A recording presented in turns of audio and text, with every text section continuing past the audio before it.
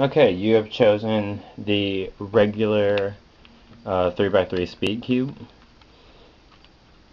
This is what it looks like, and the aim of the game is to get all the colors on the each side matched. So here's my timer, and I will start it and then I'll stop it. 1, 2, 3.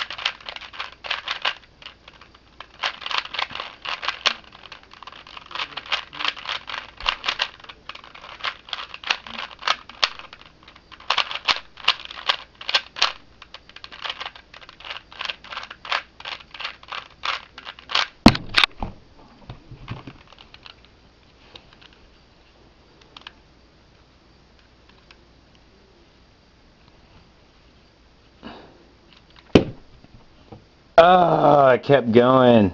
I actually tapped it twice. Okay, never mind. The time, if it can focus, the time at the very top of the white number I actually got was 49 seconds. 49 seconds and I guess 51 milliseconds. Yeah. Oh, it's also at the bottom too. So that's my actual time. I actually hit the thing twice, so the timer continued. My bad. Believe me if you want, or you can just time the actual video. It won't focus on the real time. Believe me, it was 49 seconds. Alright.